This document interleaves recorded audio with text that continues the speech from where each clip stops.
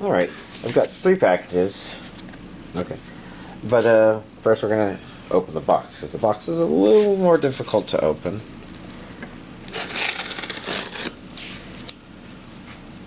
Alright.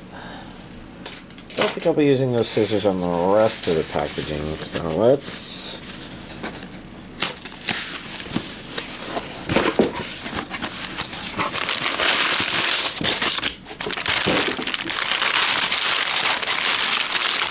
get this out.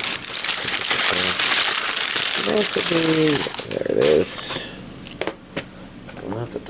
Let's turn this over so y'all can look at that while I'm opening these other 2 packages. So this week is notable. There was a couple of things I noticed that I had open tabs for certain hentai. You know, here's one of them.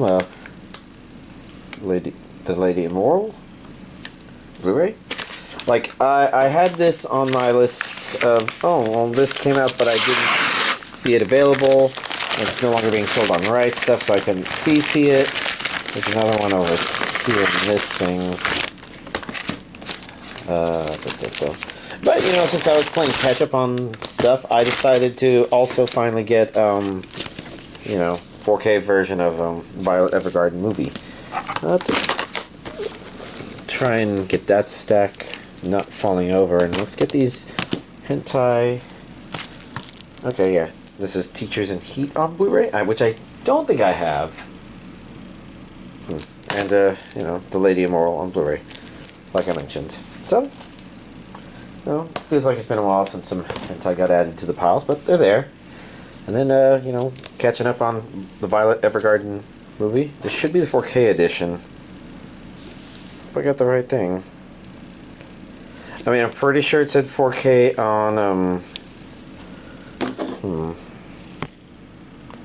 whoa. 4K disc. And on Blu-ray, so, you know, I guess it's on both. But, you know, finally here.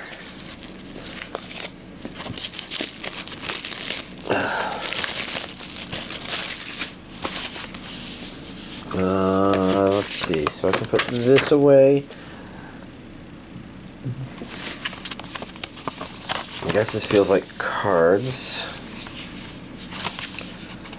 Like postcards. Like it could be more than that.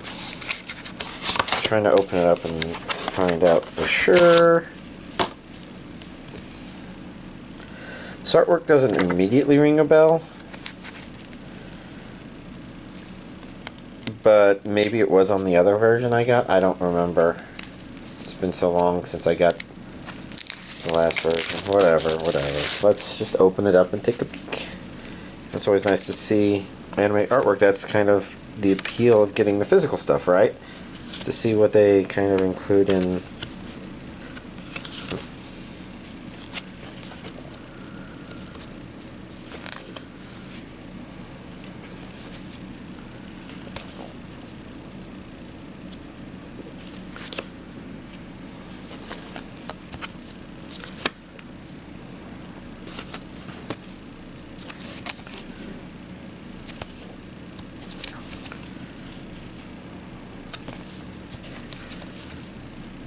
I think one more. Yeah, some neat artwork. Probably if you were a fan of the show, you'd like having that, although maybe not a physical copy. I don't know. That could just be a mostly me thing. And then this seems to be where the actual thing is. Let's see. Yeah, there we go.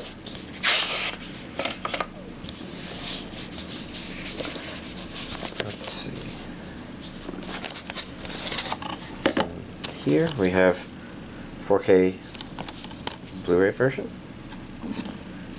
It says much of the same stuff. Let's see. I see regions A and B there, so it's worthwhile to see. And one of these is the Blu-ray, and the other one is the 4K. Just nice and straightforward.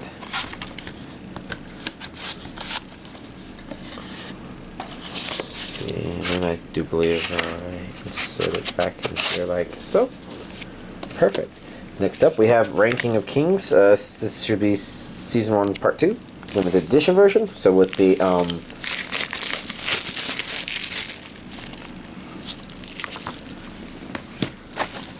let's see, which one's determined about this? I guess it's regions A and B, and that looks like multiple DVD regions. I guess this one is Blu-ray and DVD. Okay. I'm not quite sure where part 1 is. This is... that should say part 2 there. Season 1, part 2. Focus camera? I guess maybe it is focused enough.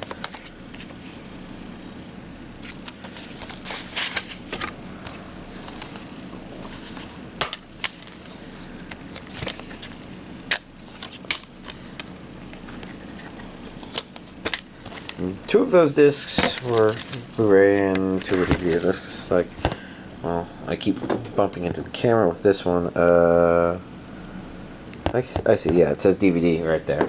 So the 2 red ones were DVD, and the black ones were, they were black, right? Yeah. Black ones were Blu-ray. Okay. And that one was on the bottom, but normally this box includes 4 art cards and an embroidered patch. But this needs to be taken out in order to make space for Season 1, Part 1.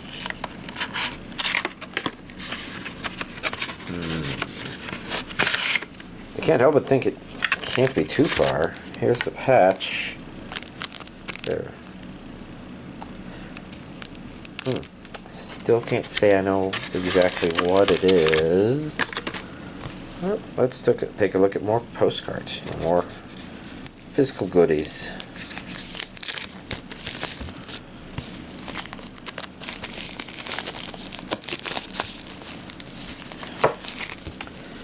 I'm being a little rough there. It doesn't feel like I damaged it, but oh well. If I did, it would be whatever. Okay, that's the patch. Supposed to be 4 of these cards. Definitely some curious artwork. That one's kind of pretty. Alright, and without knowing where I put part 1, I guess what I'm going to do is I'm going to take this and I'm going to reinsert this eventually, and I'm just having trouble getting it to go back in. Jesus. And I would actually, I think, prefer to put that there. Just, I don't know, maybe it's a left to right thing. And then we got what did I see? Some character designs, some artwork. Might have seen some keyframe stuff in there. Interesting stuff. Next up, we have Reincarnated as a Sword Blu-ray. Season 1, hopefully there will be a Season 2. You know, I enjoyed Season 1. There was a little bit about the ending that was, you know, not like ending of the series and stuff, but a little, maybe not quite what I would have liked. Not bad, but, you know, whatever. I see a region A. Looks like this one has an English dub.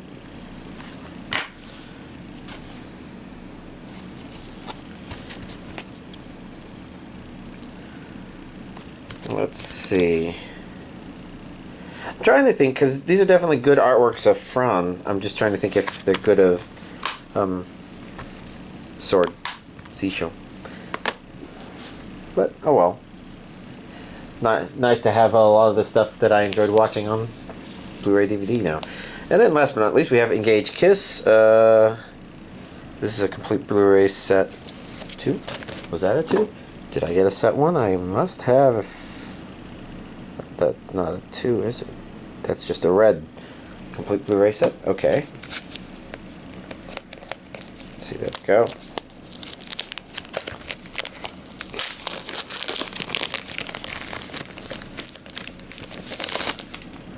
Guess I'll set this aside up here for now. I just never trust that, you know, these Aniplex things will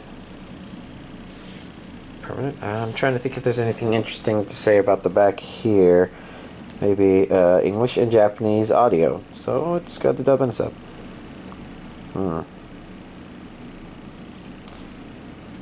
None of these say how many episodes there are. 312 minutes is about 12 minutes, or 12 episodes. Like 21 minutes per episode. What's this? Special booklet. Oh. Okay. Yeah. A lot of the little things we expect to be in a special booklet, I think. And then we have... I'm not sure what to think about it. You know, they're neat character designs. I think that's a guy, so... harem or harem-esque show. But not too surprised. It kind of gives that impression. Oh well. Well, here's this week's anime DVD collection update. Alright, here's hoping I can go through this fast. I never do, but, you know, it's getting late into my evening. So, Jobless Reincarnation. You know, I watched more episodes with my Friday friend. That's episodes 6 through 11. A couple of the interesting things about watching this stuff. Again, I think I mentioned this before, but some of this early stuff is moving faster than I remembered. Sorry about that. Body decided weird time to try and do that. Not badly fast, but just, you know, this stuff. And I guess at this point, this is when the series starts feeling like, okay, like, I mentioned before that the very beginning of the series can be kind of harsh, and maybe it's the first, I don't know, 7 or 8 episodes, where they're good, but at the same time, you kind of feel like the story keeps kind of resetting to the point where it doesn't feel like there's a story. And I've mentioned that before, and it's better when you kind of know where it's going in the future, but when you're there in the moment, it can be easy to lose that. And I was just especially remember that because a coworker kind of lost interest because of all that stuff. And that's fair. One of the things that was real nice rewatching this is I remembered, oh my god, Eris was such a bitch, and it's like, well, why didn't I think that badly about her afterwards? And I think it's because the handful of beginning episodes where it's just like she's on the edge of completely intolerable, they have a kind of redemption story for her where it's like, okay, well, even though she's continuing to be her character, it's nice to see her actually try and be decent. And, you know, there's very amazing stuff that happens in the first 11 episodes in total. But overall, you know, it's like, I kind of forgot some of the exact details here, but entertaining stuff to see. And then, of course, you know, since I watched the latest episode that aired this week, a couple days ago, so subtitle version of season 2, episode 8, I actually really like this episode to the point where I actually kind of started, you know, poking around some of the season 2 episodes. Like, season 2 has been actually pretty nice so far. It's been kind of harsh in terms of not being sure how well it'll feel, but this episode really tied a lot of it together. It's really surprising because at the beginning of the episode it didn't feel like it. Mostly it's like once you get further along in this episode, it's just like, I don't know, it feels like this entire world and everything that's happened in it is just kind of more relevant. Not like maybe, oh my god, he's the chosen one, destiny kind of thing, but just sort of like, this episode really makes you kind of appreciate how much of an adventure Rudius's life has been in his reincarnation. And, you know, it's, if there's anything I would say is weak about this episode, it's that this is a lot of things happen in this, a lot of things were said in this where it's like, it'd be really interesting to see what people who overheard that sort of stuff might actually say. Like, that can be a really powerful thing in a lot of isekai especially, but maybe just superpowered things in general, or abnormal power things may be a better thing, because like that could be superpowers or reincarnated powers or something. It's just sort of like, there's a lot of things about this where it's like, Rudius's commentary is actually very nice, but it would have been extra sweet to see other people reacting to some of that stuff that's been revealed, which I didn't think some of it had been, and maybe they didn't hear that stuff. It was kind of hard to tell who was supposed to be able to hear what, but based on some of the conversation, I would assume that, I guess, like, for example, people in a crowd didn't overhear our main character talking about something. I guess I could think more on that one, but overall, it was a neat episode, and I'm definitely curious to see what's going on. They introduced, I'd say, 1.5 new characters. I think half. And I really like the one character they definitely introduced. He's very fun. I'm curious to see what they're going to do with him. But they also introduced another half character, I would say. Like, they didn't actually introduce them, but I think, you know, they're kind of there, and I'm wondering if they're about to become more relevant.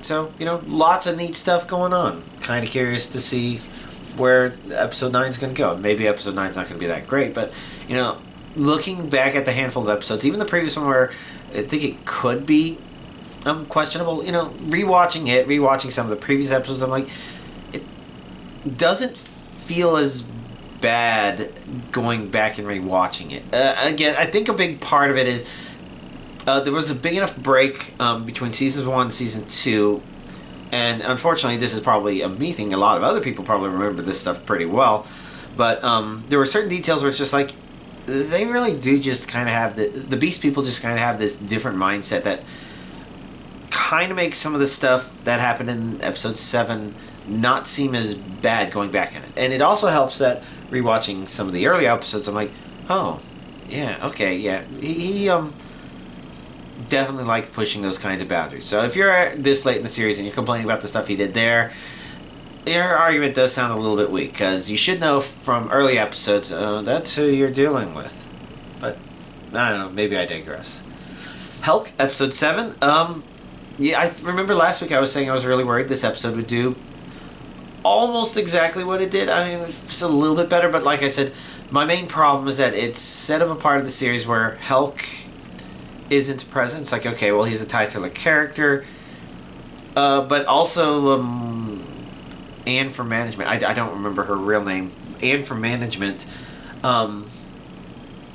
who's kind of been more relevant to the Hulk stuff than almost any of the other characters. Like, it's like both of them are out of the picture for things that are happening in here, which is setting up major story stuff, and it's just sort of like, okay, I guess you're setting up major story stuff. We're not seeing the interesting stuff with our main character and the person we're most interested in seeing him interact with kind of happen. So, you know, it's an okay episode, but it had its weakness. Sacrificial Princess and the King of Beasts, episode 19.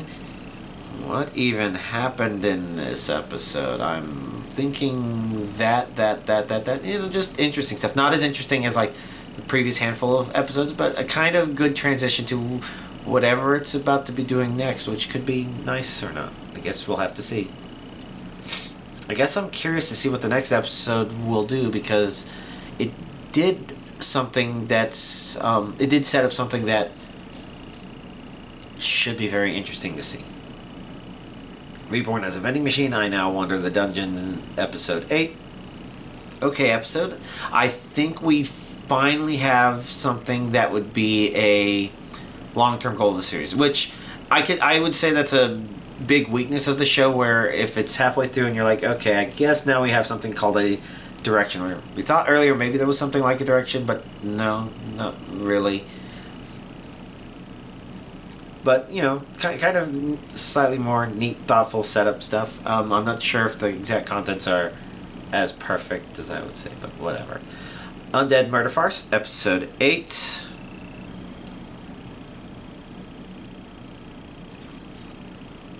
I think overall it turned out to be okay. You know, maybe not the strongest stuff with the show. Where the strongest stuff with the show, I say, is when they show our main character shining, and they shined a little bit. And it didn't feel like they were like, oh, well, we'll make them shine, but we have to make these other characters maybe not shine as much. But it was okay. It was entertaining. Guess I'll have to see more.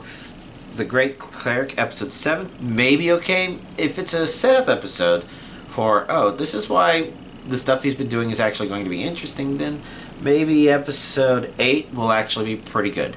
The problem is episode 7 didn't really tonally give us any definitive hint.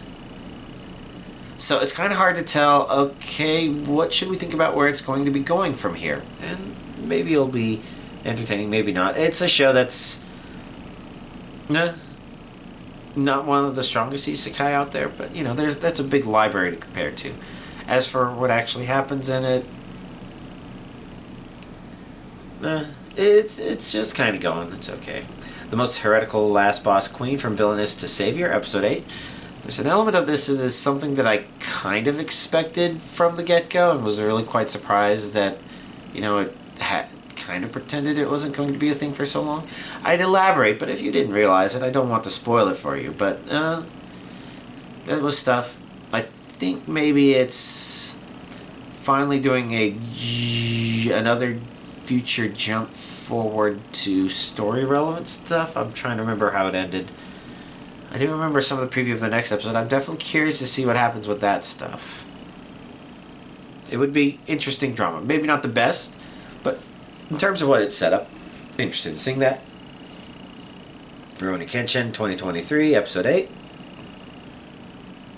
Entertaining to watch, I think. Really, I just don't know what to say about it because, you know, I just kind of find it pleasing to watch.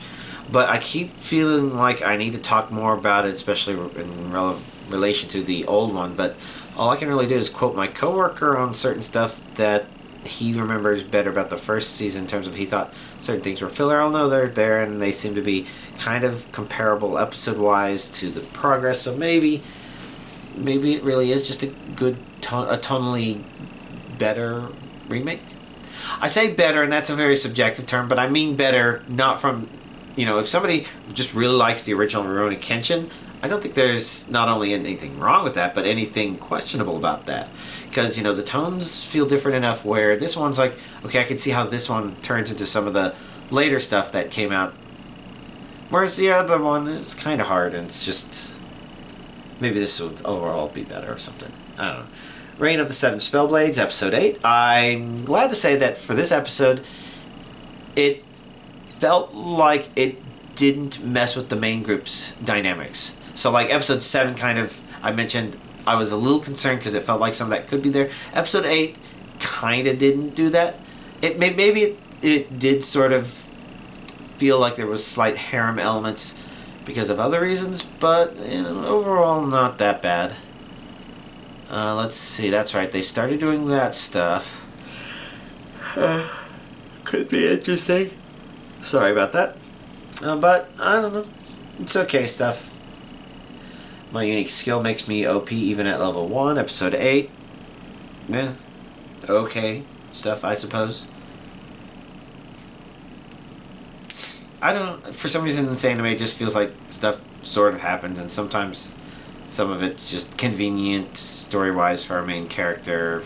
Not like super, super convenient per se, but maybe a little more on the convenient side. So it's not as engaging, but it's fine. The Misfit of Demon King Academy, Season 2, Episode 8.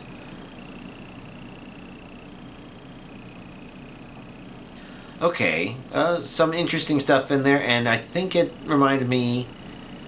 And it's not that I didn't remember the stuff, but, you know, I kind of emotionally like, yeah, I kind of remember some of the other interesting stuff this series did. I rewatched a couple of episodes and parts of episodes because of that, and you know, it's season 2 episode 8's definitely being nice so far. I get the vague impression that right now it's feeling slightly better than I thought like season 2 was after the first episode, possibly. Maybe the second act of the second season was kind of, I don't know. I remember there being neat things in the first half of the second season. So that's the first half of the first half, so the first quarter. I don't know.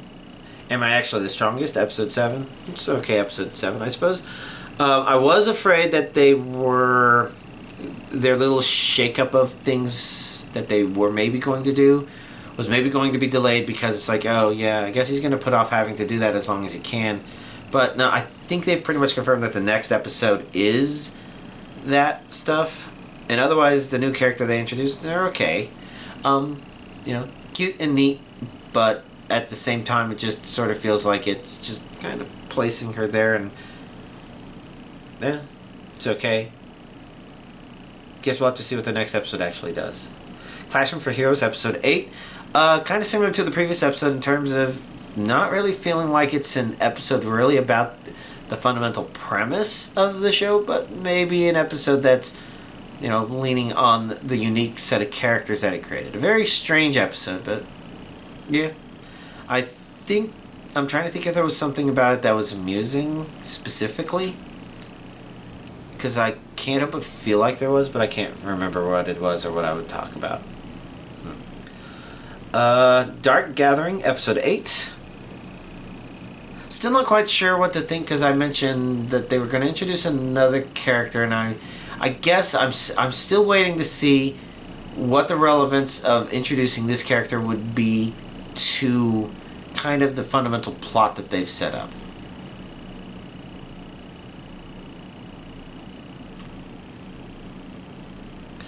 Because otherwise, it was just kind of interesting stuff, but you could say that they need to make sure they set up relevancy, because it, as an individual episode, feels like it's a bit of a, maybe not exactly a derailment, but a misalignment from the fundamental setup of the series. Which is why we need to see what will happen as it continues. So not a bad episode, but, you know, an episode that comes with a lot of risk, I would say. Maybe not the most engaging individual one. Sweet Reincarnation, episode 10. I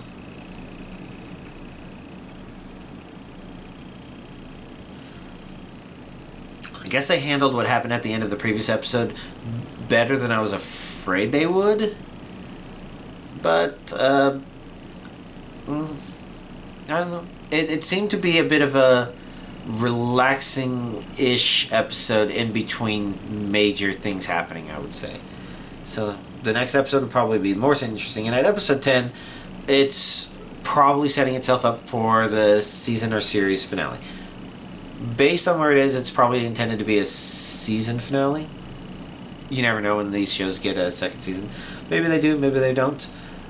Definitely curious to see, because, you know, the isekai stuff it's doing is entertaining enough. It's just not kind of connected to the fundamental premise, usually.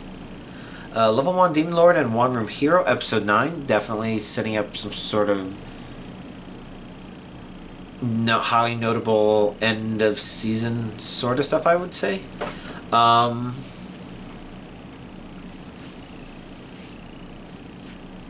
is there anything I would comment about in particular?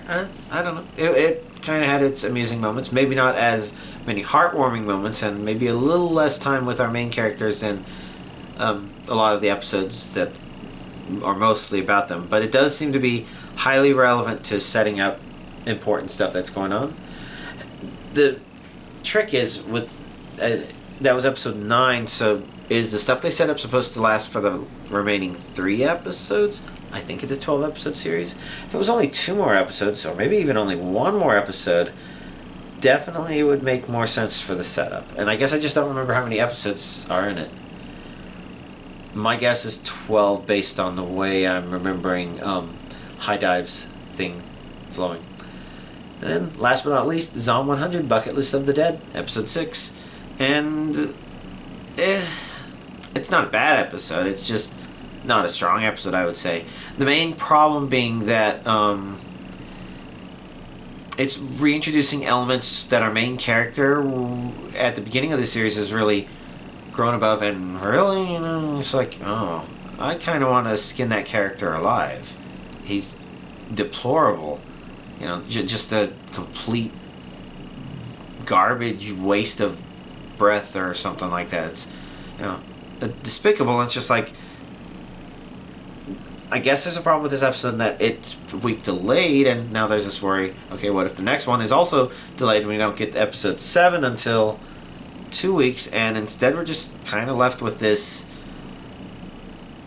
icky feeling, I guess, where it's just like, it doesn't feel like this episode didn't give closure, and we need the next episode to give closure, but I'm not quite sure what that's going to look like. But if there's one thing about the show that's been good, it's been about turning that stuff around. Usually, though, it just doesn't leave you hanging like this episode did, I would say. So, yeah. Is there anything else worth talking about? At least mentioning tomorrow, or today rather. It is past midnight, yeah. Alien chapter for Dead by Daylight is supposed to come out. Here's hoping it does. If it doesn't, I suppose I've unintentionally made preparations in case of that. But if it does, then that'd be cool. And if I haven't mentioned, I think it's okay in Dead by Daylight from what I've seen. Like, you're not going to get as much of a horror experience as you are going to get with Alien Isolation. You're not going to get as much of an action thing as you're going to get with Alien vs. Predator. If there was anything I would say that was actually really neat about the Dead by Daylight implementation, other than the shit ton of references in the map, which is pretty nice, you know, so seems like a nice map. I guess there's things about the animation of the Xenomorph that are just kind of fun. And I was just trying to think what other games it's been in. Like, I guess Mortal Kombat and Fortnite, maybe? And I imagine that in both of those, it's kind of, you know, doing interesting bipedally sort of stuff. But Dead by Daylight, it's got the crawler mode, I believe is what they're calling it now. They were calling it runner mode for a bit there.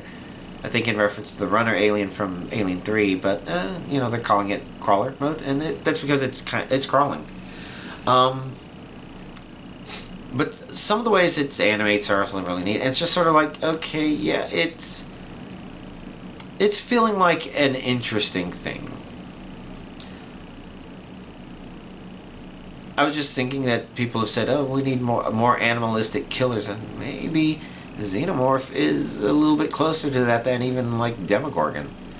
And Demogorgon isn't particularly notable in that regard, mostly because if you're hearing this and you're like, oh, maybe I'll start playing Dead by Daylight because there's Demogorgon in it. Well, right now, you can't get it because Netflix pulled the license a couple years ago. And they're starting to become, you know, the extra CD keys that have been floating around are starting to get hella expensive. Like, you need to be able to collect DVDs like I do, expensive. And that's unfortunate, because really, I would like it if the Netflix license came back so that people can purchase not only Demogorgon, but Steve and Nancy and all of their cosmetics. And then while they're at it, it would be nice if they gave us some Scoops Ahoy Demogorgon. I mean, yeah, sure, we want other good characters from Dead by Daylight, but, you know, it would all be nice. But, oh well. So, my plan is, you know, upload this tomorrow. You know, I'll post it. I say tomorrow, I mean tomorrow like after I sleep, but rather later today after I sleep. And when I get back home from work, you know, I'll post the video after it's done processing and uploading and all that stuff. And then I'll just fire up Dead by Daylight and spend the money to get the chapter, spend the blood points I've been saving up. It's not as much this time as it has been in the previous one, I guess. Well, unless you're counting Nick Cage, in which case there was barely anything saved up for that. So the one before that, Singularity. But, no, I'm looking forward to also seeing what cosmetics they're bringing. You know, the default stuff looks pretty great. If we only had the default, that's actually a plus, I would say. But if they have more than that, all the better. So, looking forward to seeing what they bring. Beyond that, is there anything else worth mentioning? Anything else I watched? I mean, like, you know, I never talk about all these other things where I just randomly watch bits and pieces of stuff. I have taken a look at some of the stuff coming out in fall, though. Looks like a lot of good anime, I would say. A lot of continuations of a lot of existing stuff, but I think there's a lot of it that just kind of sounded nice, so maybe I should catch up on a couple of things that are out there, because they're getting second seasons. I don't remember the details of their first seasons. I probably won't talk about them too much on here, because, if I sit down and actually watch the series as opposed to just kind of thumb through it, then that would be one thing. But I don't know. This may be a kind of busy week. I'm already mentally exhausted, and it's Monday. To be fair, today's been a kind of busy day. Not sure if I should talk too much about why it's been busy, but it's been busy. Alright, I'll go ahead and end this here. Y'all, have a nice week.